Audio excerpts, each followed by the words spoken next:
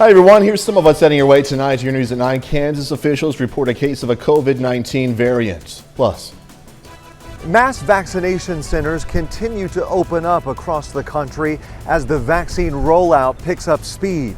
I'm Casey Stiegel in Fort Worth, Texas. We've got the latest coming up. The push to get students back in the classroom continues, with one city suing its own school district. I'm Mike Tobin in Chicago. Details coming up. Doug Heddy has weather. Jacob Leonard has sports. This is KOAM News at 9 on Fox 14. The 4 states' most watched news starts now. Thank you for joining us tonight. I'm Jordan Abbey. The Kansas Bureau of Investigation says bone fragments found in Parsons are human. Back on Monday, Parsons police got a tip about the fragments and asked the KBI for help analyzing the bones and found the fragments were part of a human skull. They're now using DNA analysis to identify just who the bones belong to. Anyone with information is being asked to contact the Parsons Police Department. Pittsburgh police are asking for help investigating a stabbing. Investigators say a 41-year-old man was stabbed in the abdomen last night. That man has since been released from the hospital but was unable to identify a suspect. Police believe the stabbing happened at a Pittsburgh home, that it was not random, and that it was an isolated case. Kansas Department of Health and Environment says an Ellis County resident was infected with a UK variant of COVID-19. Ellis County is northwest of Wichita. A case investigation is underway to determine how this person became infected with this particular variant. The Jasper County Health Department reports 2 deaths attributed to COVID-19. The patients were 2 males, one in his 60s, the other in his 70s. This brings the total death count in Jasper County attributed to COVID-19 to 129. Well, drug manufacturers are looking for ways to adapt vaccines to emerging COVID-19 variants, with at least 3 strains continuing to spread. Meanwhile, states and cities are opening up more mass vaccination sites to get shots into more arms. Fox News correspondent Casey Stiegel has more. The country's vaccine rollout facing some new obstacles. Drug manufacturers, including Moderna, Pfizer, and Johnson & Johnson, are working to make new versions of their vaccines to better protect against new COVID-19 variants. The FDA is making plans to allow smaller clinical trials to speed up review of these new vaccine formulas. Public health officials say adapting to COVID-19 strains will be key to slowing this spread. Keeping the virus at bay is not a one-time effort, but a constant commitment while transmission is still active. Meanwhile, mass vaccination centers continue to open across the country. Many state and local officials turning to stadiums and ballparks to distribute the vaccines. Yankee Stadium will open its doors for COVID vaccinations beginning Friday. This amazing site will be for the people of the Bronx. 15,000 appointments will be available during the first week. One of the largest centers in the country is here at the Texas Motor Speedway. The site officially opened on Tuesday with around 400 fire, medical, and volunteer staff serving 16 lanes of vehicles. Health officials hope to distribute some 30,000 doses by the end of this week. The way we designed this footprint here at Texas Motor Speedway, we can totally scale this operation to get much more than 30,000 a week. Volunteers here are giving about 1,000 injections per hour. Some 9,100 people were vaccinated on the first day alone. That's the latest from Texas Motor Speedway. Casey Stiegel, Fox News. Doug Heddy joining us now with the first look of the forecast. The sun was out today, but man, still chilly. Yeah, it got pretty cold by the afternoon. During the morning hours, early morning, we were into the mid-50s, and then a very strong cold front came through, and we dropped and sat mainly into lower 40s most of the day, but it was super windy, so we had wind chill factors in the upper 20s to lower 30s. Also had some clouds, a few random showers. All those are gone. Clear skies for us now behind this storm system rotating across the Ohio River Valley. But we do have some additional waves back to the northwest, which will start to affect us again as we head into the weekend. Right now, it's pretty cold. Most of us 30 to about 32, and not near as windy as what we had earlier, but still kind of breezy, so it makes it feel a little bit colder than what it is.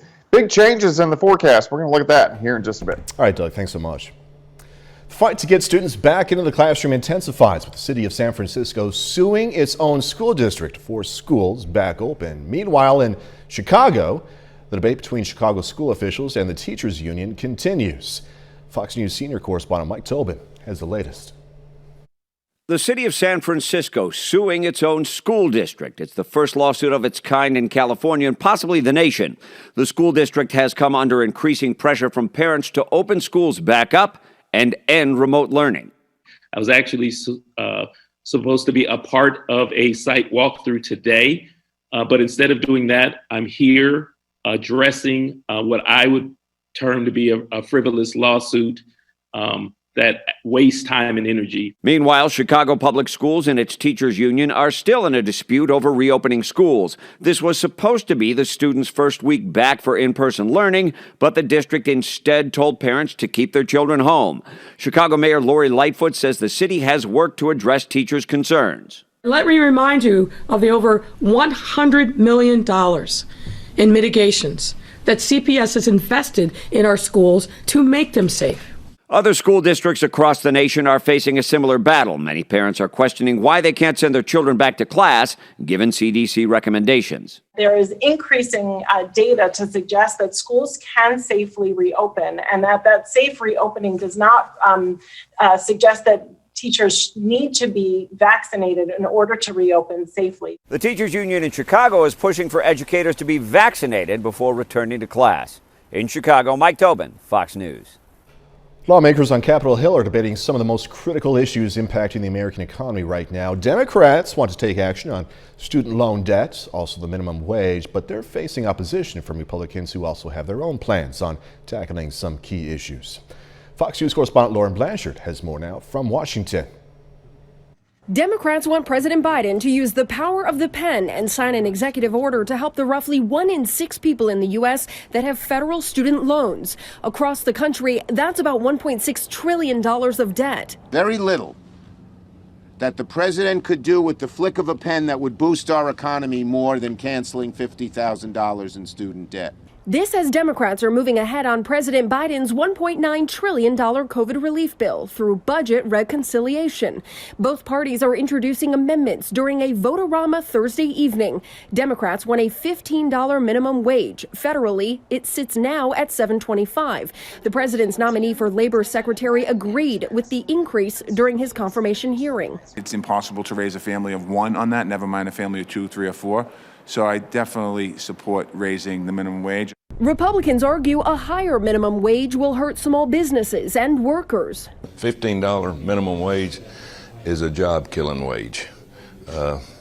Can't afford it, especially in this pandemic. Republicans will also push their agenda items, or at least force Democrats to vote on politically uncomfortable issues, like if there should be federal checks for illegal immigrants, tax hikes for small businesses, and whether schools that refuse to reopen should be entitled to federal funding. If we're to debate this phony partisan budget, we will create some clarity for the American people. We're going to put senators on the record. A wage hike might be against the rules of the budget reconciliation process. Speaker Nancy Pelosi says if it doesn't fit in this bill, they'll try again in another. In Washington, Lauren Blanchard, Fox News. KOAM News at 9 on Fox 14 takes this time to honor one of our 4-state heroes. Larry Graham served in the U.S. Navy and U.S. Air Force, spending time in Vietnam and serving during Desert Storm. He won several awards. We are proud to thank Larry Graham, a native of Joplin. He's tonight's 4-state hero. Doug is next with a complete look at the forecast, and later in sports, going to hear from Chiefs QB Patrick Mahomes about his mindset heading into his 2nd Super Bowl. Now.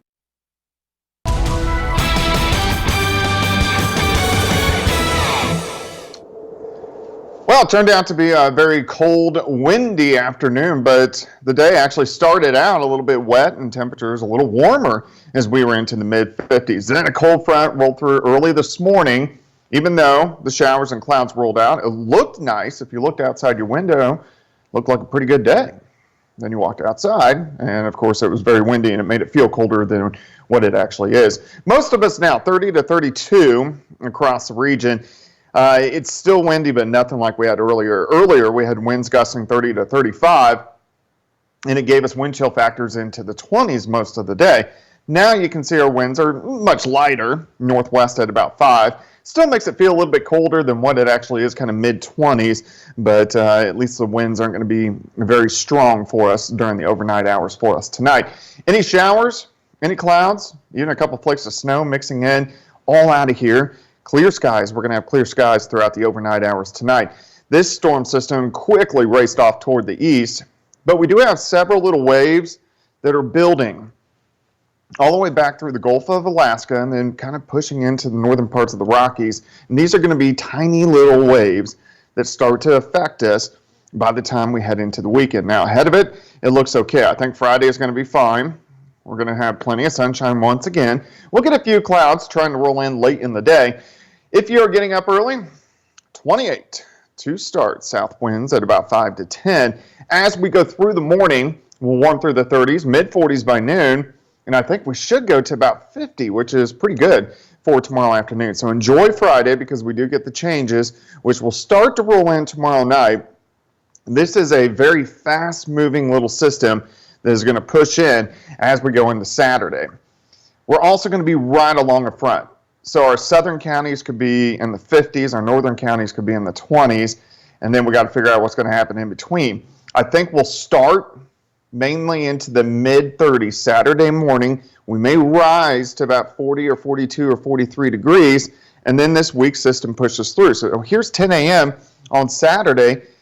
Really from Lamar, Pittsburgh, Parsons South, you're just getting some rain showers. North of that, though, you're getting snow. Then that colder air filters in as this system passes by, and eventually everybody will switch over to a little bit of light snow, and then it should be gone by the time we head into Saturday evening. It's interesting, though, because if the areas that do get snow could get an inch, 2, maybe even 3 inches, but then there's going to be that sharp cutoff where you don't get any snow at all. So we're going to keep the amounts on the, I guess, say conservative side so far. And then look at our temperatures by Saturday night as we drop all the way down into the mid-teens as Arctic air starts to work in. The best chances for snow is mainly going to be I-44 and north on Saturday. And again, the farther south you go, a dusting. The farther north you go, maybe upwards to 2 inches of snow. So something we want to watch as we head into tomorrow. 50 tomorrow, 42 and dropping Saturday, only 33 on Sunday. Better chances for rain and snow again on Monday and Tuesday. I'm ready for this roller coaster to flatten out, Doug Heddy. Yeah, it never really does around here. Right, yeah. All right, we'll see you in a little bit. Thanks, man. Coming up, an area health drink business creates Super Bowl beverages. Inspired by the two teams still chasing the Lombardi Trophy. February 5th.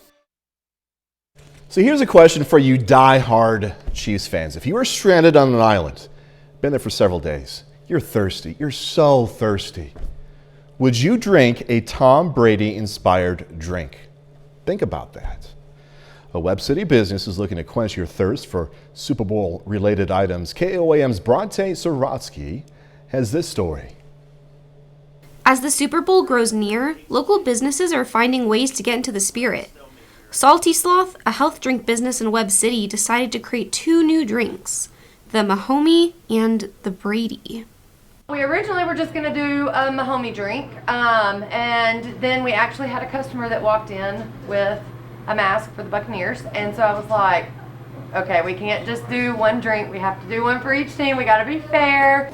Liam Harrison, a Tom Brady fan, is hoping for a Chiefs loss and is happy about there being 2 options. It's just kind of cool because you get like a Bucks versus Chiefs aspect of it within the, like in Salty Sloth, so just kind of, like I said, it just adds to the festivity of the times with the Super Bowl being around the corner. When Trey Frisbee, a huge Chiefs fan, was asked if he would try the Brady, his answer was very clear. If I was stranded on a desert and that was the only thing that I had available to me, I would try to drink the sand before I did that. Nope, not gonna happen. In the end, Salty Sloth just hopes their drinks get people excited for the game. In Webb City, Bronte Sorotsky, KOAM News. Solid fans right there. Salty Sloth says they've been selling more of their Mahomie drink than the Brady drink. All right, just ahead, scientists on a mission to see if it's safe to mix and match those COVID-19 vaccines from different manufacturers.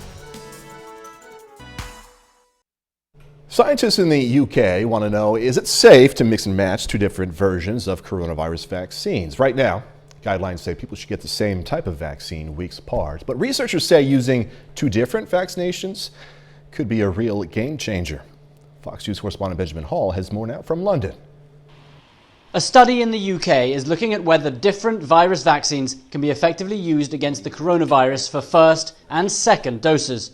Current recommendations say people should get 2 shots of the same vaccine weeks apart. But scientists want to find out if doses of 2 different vaccines can be used to possibly speed up vaccination efforts. And we're looking to see if the immune response that generates is as good as the currently approved schedules. Researchers hope to recruit more than 800 people for the study. Volunteers will get 1 shot of the AstraZeneca vaccine and a shot of the Pfizer vaccine, or vice versa. Scientists say they don't expect to get results from the study until the summer. If we understand more about how we can use vaccines together, then we should be in a much stronger position in terms of vaccinating the United Kingdom, but also the rest of the world. Meanwhile, the World Health Organization team continues to look into origins of the virus in Wuhan, China. Investigators say the Chinese government has been cooperative, but they don't believe they'll get immediate results from their probe. So far, the team has visited research centers, hospitals, and a seafood market tied to the virus outbreak. It's, of course, impossible to know what you're not being told. But what I am seeing in China, and this group is seeing in China, is what we ask for, we are being allowed to do. In London, Benjamin Hall, Fox News. So if you like making new recipes, you might want to check out a new challenge from NASA. We're going to tell you more about this when we come back. Low prices, easy and interest-free finance burger, and get a second one for just $1. So NASA is offering thousands of dollars to people who can come up with some healthy and sustainable food for space. The space agency has started the Deep Space Food Challenge. Participants will design nutritious food systems for missions to Mars and beyond. People in the U.S. can compete for up to $500,000 now. NASA notes the food must meet the caloric and nutritional requirements for the astronauts. That's cute.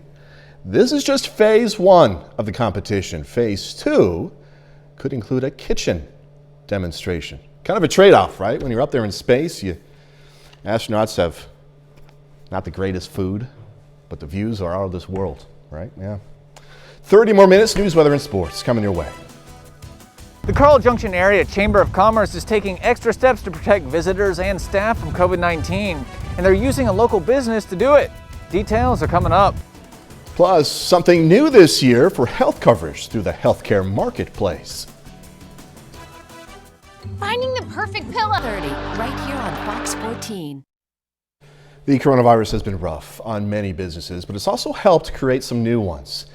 Case in point, Carl Junction Company that's in the business of disinfecting everything in rooms, including the air, with an electrostatic sprayer. KOAM's Mike Mahoney spoke to the company owner, also a customer, to learn more. Carl Junction, Missouri's Envirotex LLC is only a month and a half old, but they've already landed some big clients, including the Joplin Community Clinic, some local bars and grills, and the Carl Junction Area Chamber of Commerce. They're in demand because they're in the business of killing the coronavirus via electrostatic fogging. It's a great way to take that next step. We clean, we wear masks, we social distance, but just another added thing to protect ourselves, protect myself, protect my employees, and then also just the people that come and go. The EPA says that electrostatic sprayers apply a positive charge to the liquid disinfectant, and that positively charged disinfectant then attaches to negatively charged surfaces, which allows for a more efficient coating. Envirotex LLC provides a fogging service, which is a method endorsed by the CDC to disinfect both surfaces and the air, and uses a product found on the EPA's list of COVID-19 disinfectants. The specific disinfectant used is a company secret, but I was able to confirm it's on the EPA's list. The solution that we use, it kills all airborne pathogens. It is not specific to COVID. People are all talking about COVID. That is the big push right now.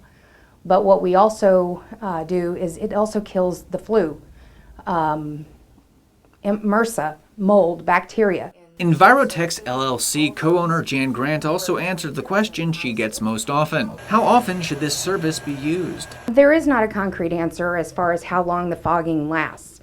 It has to do with the amount of traffic through your business, through your home, through your vehicle. Once a business or a structure has been treated, it is good until it is contaminated again. Envirotext LLC recommends bi-monthly foggings to most of its customers. In Carl Junction, Mike Mahoney, KOAM News. If you'd like to see what the EPA has to say about electrostatic spraying or see its List N of COVID-19 disinfectants, we've provided links in this story on our website right there. You see it at KOAMnewsnow.com. Joplin Area Chamber of Commerce members have a new tool to operate more efficiently. That tool is called the Chamber Academy. Members will find classes covering topics like career development to sales and marketing.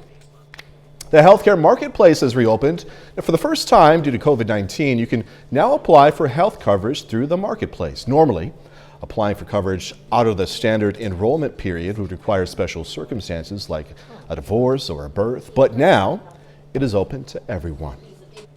Joplin's Irving Elementary School is hosting a Chiefs themed week along with a canned food drive. How cool is that? Now, in the food drive, students can place their donations in a box for either the principal or vice principal.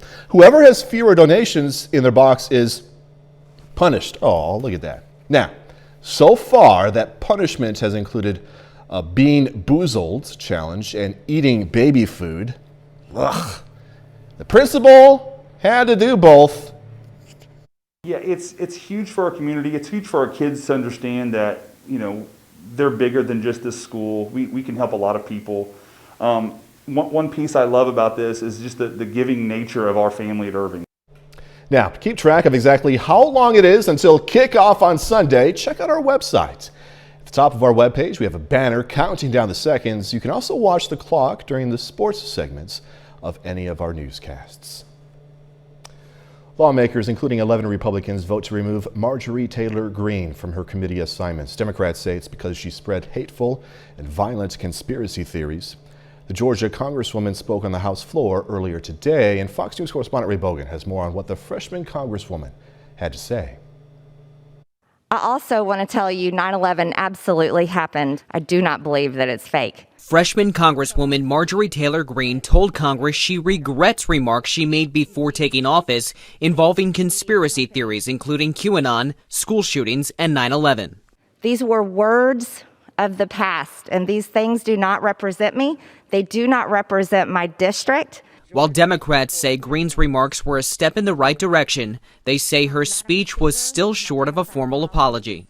Such behavior would not be tolerated in any other workplace, and it cannot be tolerated in the People's House. Republican leadership offered to remove Greene from the Education Committee and keep her on the Budget Committee. But Democrats said she is unfit for Congress and demanded she be removed from both. Marjorie Greene said some crazy conspiracy things before she was elected to Congress. Adam Schiff, Eric Swalwell, Jerry Nadler, and most of the Democrats said crazy conspiracy theory things when they were in Congress, impeaching President Trump. The vote to punish Greene is another manifestation of the distrust between Republicans and Democrats on Capitol Hill after the January 6th riot. We have the threat from within. Republicans took another vote on whether to keep Congresswoman Liz Cheney as their third-ranking member. She received overwhelming support after being criticized for voting to impeach Donald Trump. Ray Bogan, Fox News. A little later, keeping those fans and the teams safe this Super Bowl Sunday. With Super Bowl Sunday just days away, authorities are on high alert for any potential threats. I'm Ashley Strohmeyer with a look at security plans for the big game straight ahead.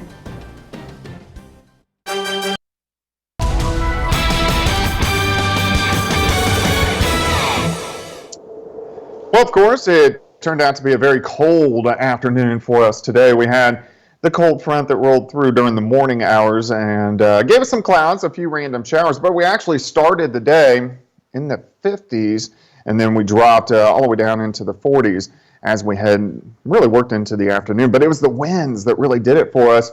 We had these northwesterly winds at about 25 to 30 miles per hour, and then gusts even higher than that. And with it, it gave us wind chill factors mainly into the 20s most of the day. Now, the wind chill isn't as bad as what it could be if the winds were still very, very strong, but it still feels like it's about 20 to about 25 degrees. And it's going to be cold for us tonight. We're going to drop back actual temperature down to about 26, 27 degrees. Look at the clouds. Look at the showers that rolled through earlier today. Then we got the sunshine. So it actually looked great if you looked out the window until you stepped outside with the very strong northwesterly winds. But clear skies now. We're going to continue to have the clear skies throughout the rest of the overnight hours for us tonight. And then we'll start to watch our next storm systems building in. You can see the clouds all the way from the Gulf of Alaska, stretching all the way into the northern parts of the Rockies. These are little systems stacking up. None of them are really big systems, but they're all going to give us at least something starting this weekend and then just kind of rounds all the way through next week. If you are getting up early, it's going to be cold, of course. We're going to start at about 25, 26 degrees, 27 degrees. We'll warm through the 20s, 30s. I think mid-40s by noon, and actually a pretty good Friday, up to 50 during the afternoon, partly sunny skies. Clouds increase tomorrow night. This is a tricky little wave that is going to roll in. It's not extremely strong, doesn't have a whole bunch of moisture. It's right along an Arctic front, so just a little shift in a lot of these variables, our weather completely changes up. But as of right now, I think we're going to start Saturday in the mid-30s. We're most likely going to warm to about 40 or 42. We'll start to get some rain.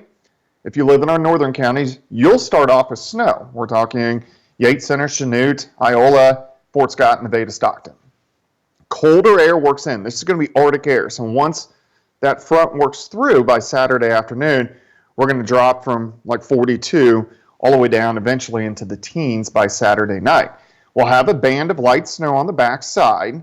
And then most of this is going to roll out of here by the time we head into Saturday evening. And then you can see our lows drop into the teens Saturday night. But how much snow, that's really tricky right now because we got to see where's that Arctic front going to set up. So I'm going to put most of the area from I-44 north dusting upwards to 2 inches. Could even be a little bit more than that, especially in our northern counties. But something we'll continue to reevaluate as we go through the daytime hours tomorrow. Partly sunny skies, high temp of 50. 42 and dropping Saturday. Super Bowl Sunday looks great. At least in Tampa, temperatures are going to be pretty good. Here, it's only going to be 33, but you're going to be inside anyways, and then rain and snow chances again on Monday and Tuesday of next week. Makes us appreciate the 60-degree days, right? Yes, it does. It does. All right, Doug Heddy, thanks as always. The Olympics are going to look a lot different this year. That's if they happen at all. Tokyo officials are introducing a series of COVID-19 rules so the games can go ahead as planned this summer. Fox News correspondent Kevin Cork takes a look. No singing, chanting, avoid handshakes and high fives, and wear a mask at all times. Those are just a few of the rules you'll have to follow if you attend the Tokyo Olympics this summer. On Wednesday, the International Olympic Committee, the International Paralympic Committee, and Tokyo organizers unveiled a new playbook to ensure a safe and successful games during the pandemic. There will be a number of constraints and conditions that the participants will have to respect and follow, which will have an impact on their experience, particularly when it comes to the social aspects. Athletes will have the strictest rules to follow. They'll have to get tested at least every 4 days, ask permission before using public transportation, and unlike years past, they won't be allowed to watch events as spectators. Those who break the rules will face consequences, including possible expulsion from the games. If push comes to shove, we have to activate a disciplinary commission, then it will be done. It's the first of many pandemic playbooks, all in an effort to avoid yet another postponement. Olympic officials have been determined to go ahead with the games as planned in July, despite overwhelming opposition from the public. Recent polls show roughly 80% of people across Japan want the Olympics delayed or canceled. It's impossible to hold the Olympics. The coronavirus is spreading. I don't think we can get the virus under control during this period. If you still want to attend the games, you'll have to wait a while. A decision on how many fans are allowed to attend in person is expected sometime this spring. In Washington, I'm Kevin Cork, Fox News. All right, coming up in sports, Pittsburgh State women taking on nationally ranked Central Missouri tonight. Plus, why Patrick Mahomes is not thinking about getting future Super Bowl rings at the moment.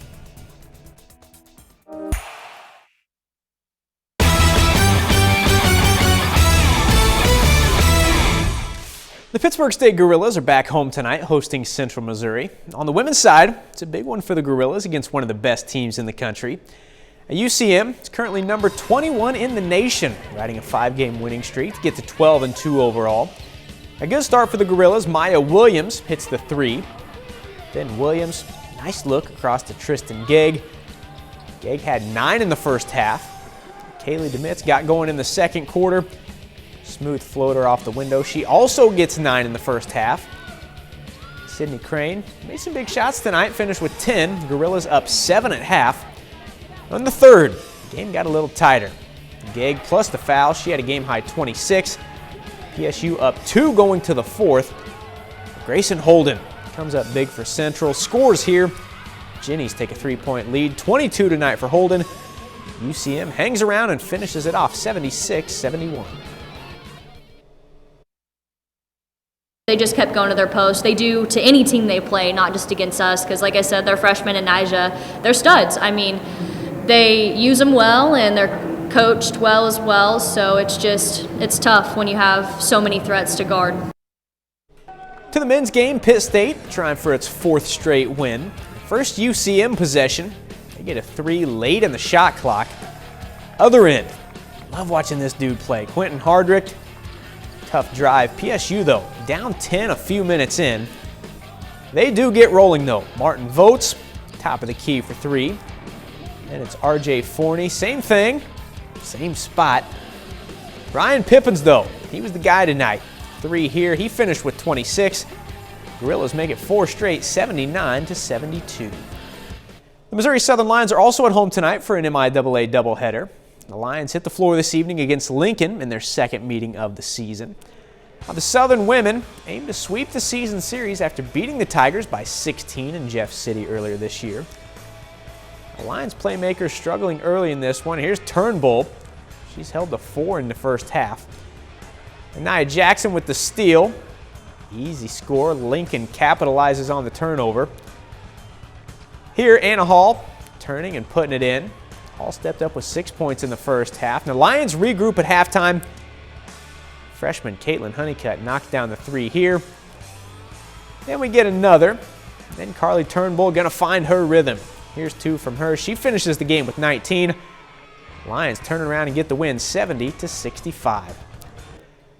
To the men, Lions lost to Lincoln earlier this season, aiming to split the season series tonight. They were able to get it done, winning 72-66. Big double-double tonight for Cam Martin. He finishes with 24 points and a career-high 21 rebounds.